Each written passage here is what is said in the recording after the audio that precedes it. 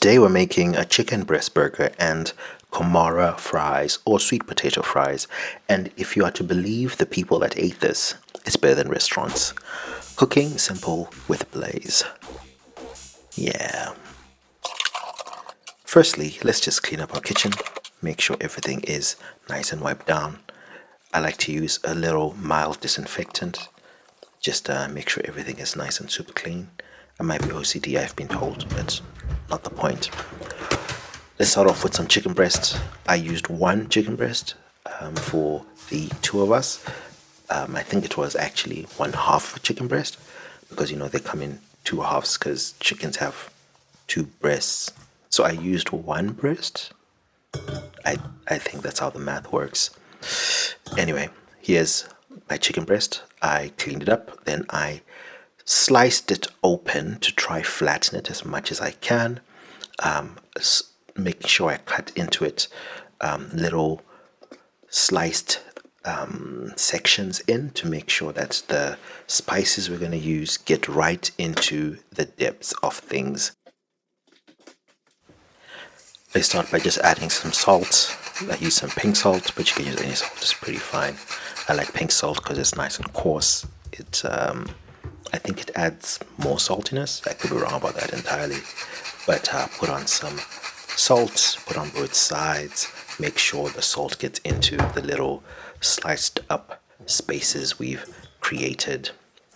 Then we're going to take that, we're going to put it into the bowl because we're going to be putting some more dry spices and wet spices. But we're going to start with some oil. I use good oil. You can use any oil. This is, I don't think it's olive oil, but it's some good oil, I guess. Some black pepper, just to add a little bit of a zing. Some generic barbecue spice or chicken spice. I think this was Portuguese spice there. Then what you want to do is you're going to take out your air fryer thingy. We're going to put some foil inside and we're going to create a little, for lack of a better word, a foil dish. You want it to be a nice little dish that the breast can go inside of and it doesn't leak outside. Now, this helps with both keeping your air fryer nice and clean, and also it will help to keep your breast juicy. So here I just took the same bowl that I added the spices. I'm going to put in some Worcestershire sauce, whatever that is. And these are some chili flakes in chili oil, just a bit, not too much, just to add a bit of a zing. You're going to scoop up all the nice spices and oil that are left in the bowl, and you're going to pour that on top of your breast. Now, just make sure it's not leaking down because you want the juices to cook inside so the breast doesn't lose a lot of its moisture, so it remains nice and tender and not dry. You don't want any dry breast. Dry breasts are not great. Let's bring back our board. We're going to chop up our Kumara fries now. Let's bring out some sweet potatoes. They're called Kumaras here in New Zealand. We are going to put a bowl of water on the side because we're going to use that to put the Kumara fries in. We're going to also get a biggish pot with some boiling water inside. And we're going to light that, put that on so that it can start to boil whilst we get our fries ready. Now let's just chop that up nice and quick. The ones here, you can get them in different colors, but this is one of the colors. It's like an orangish. I don't know what else to say, probably just orange color. But these also come in just a normal white color or brownish color. Some are red, I think, but I'm not sure. But any are fine, all of them work. We're just going to chop them up into chip size cuts, slices, chips. You can use a chip, one of those chip presses, I think they're called, which you can just put the whole thing in and it produces chips for you. I did 3 potatoes here, 3 potatoes, I guess. Yeah, they are potatoes. They were a bit too many, so I only cooked what I needed, and I put the rest in the freezer because I can use them to cook at a different time. So I only use what I needed. As you can see to my right, the boiling water has started to boil. You're going to boil them in that water just for a few minutes, just to make sure they are soft. My trusty air fryer had dinged, so I'm just checking on my meat to make sure it's not burning or anything. And I'm also flipping it around so that the other side can cook, and it can cook evenly, and I let it go on its way, making the breast nice and ready for eating. Let's get back to the fries. Continue, yeah, English, continue chopping it up, and once it's all done, you're going to put it, like I said, in the water for just 5 minutes. The whole idea is you're trying to make it soft. These sweet potatoes usually are a lot denser than normal potatoes. I've been told that they are healthier to eat than normal potatoes. I don't know if that is true or not, but because they are denser, you can't just put them straight into oil and get a good result. You can try. I've seen people do it, but I don't like them. I don't like my chips way like tough or like very dry or difficult to chew. I do like to keep my teeth. So the reason I use the water here when I was chopping them up is to make sure they don't brown whilst they are waiting to be cooked, because that does happen with potatoes if you do not leave them in water. So I just add 2 of these spoonfuls because that's all we needed. I froze the rest, and you can reuse them at a later time. They will remain fresh if you do that, or I guess I'll tell you when I eventually try to cook them again if that does work. While they're boiling, I put a secondary pot on the stove to just dry up so I can add my oil. You don't want to add oil into a wet pot. I did have to change the pot a little later because I think this pot is damaged. There's a little space between the base of the pot and the actual pot, which I think some oil went into there, so it started smoking. You will see that a bit later in the video, but I did change pots. What I'm doing now is I just I got a colander, I think it's called, and a dish just to strain out the moisture from the potato chips. The chips I had boiled for a bit.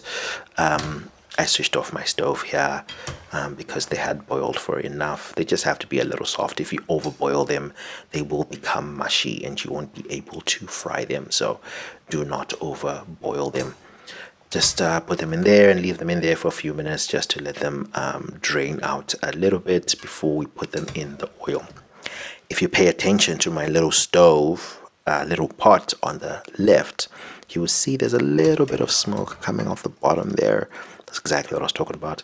I didn't notice this at first, but then when I did notice it, I was like, what is happening? Is something burning or something? So I had to take it off, and I used a different pot to continue.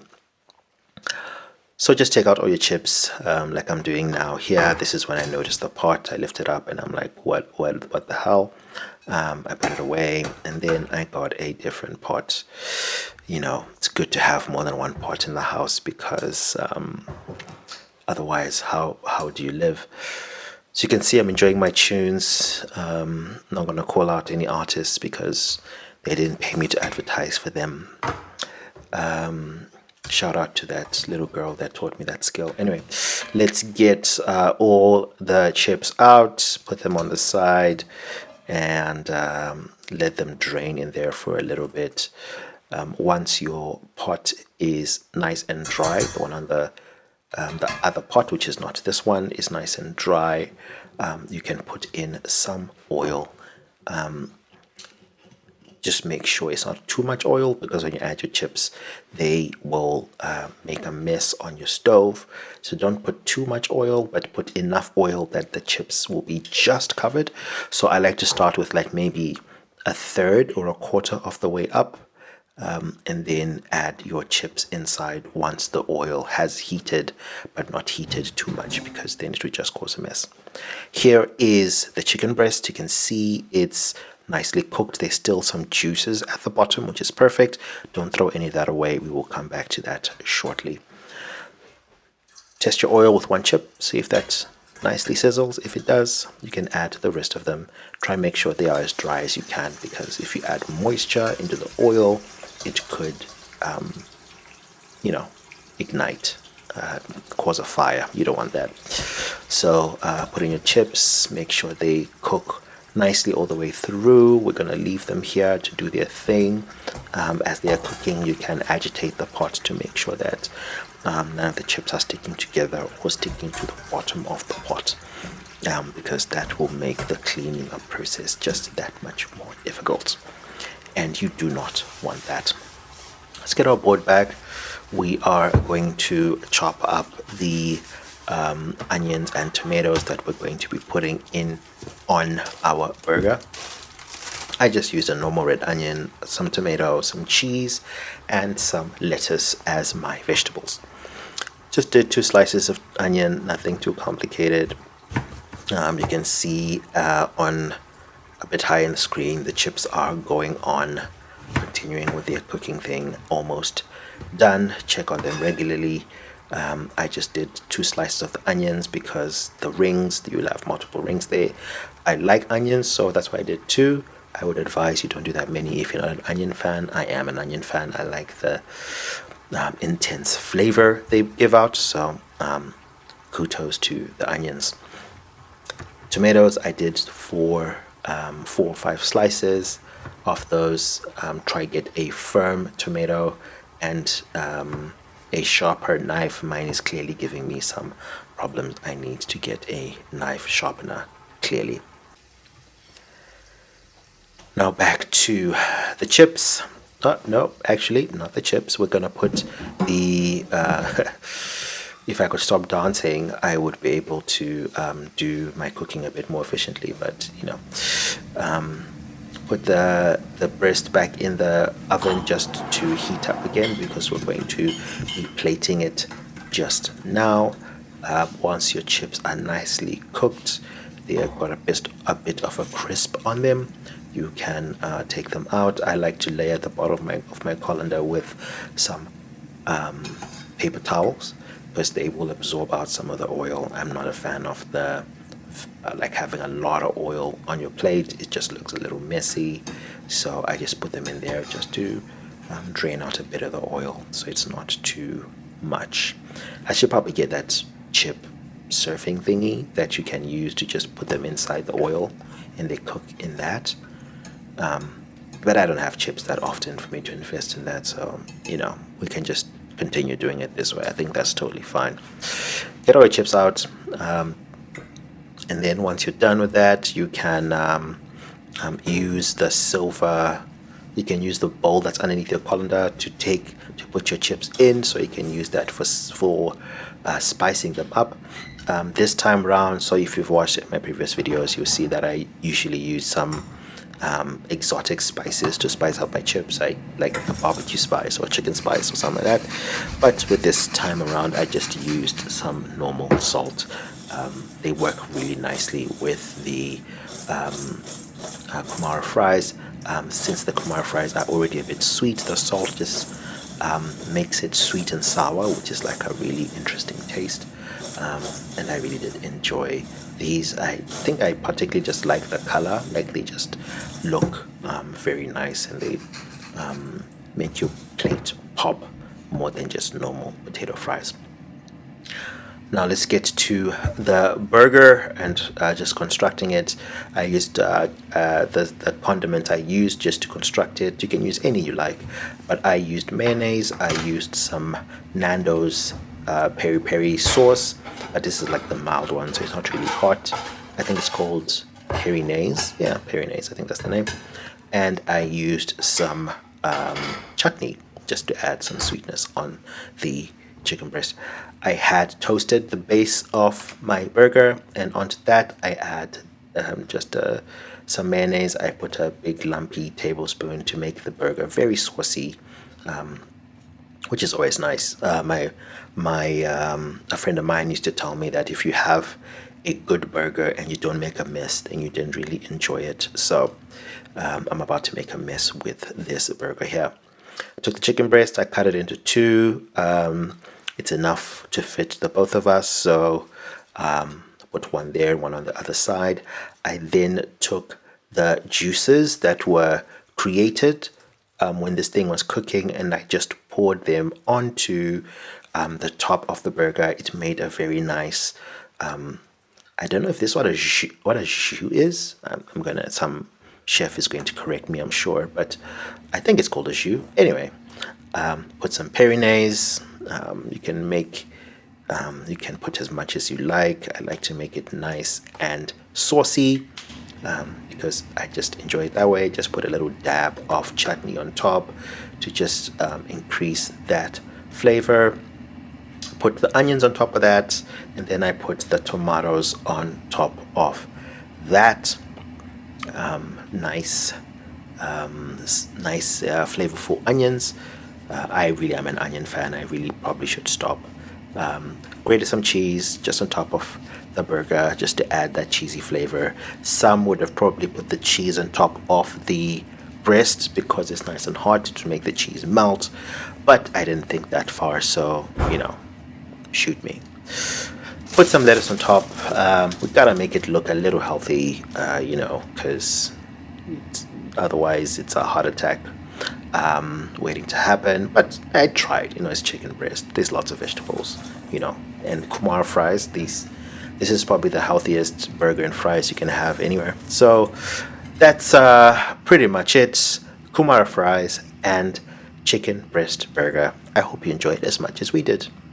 And have a good one. Bon appetit.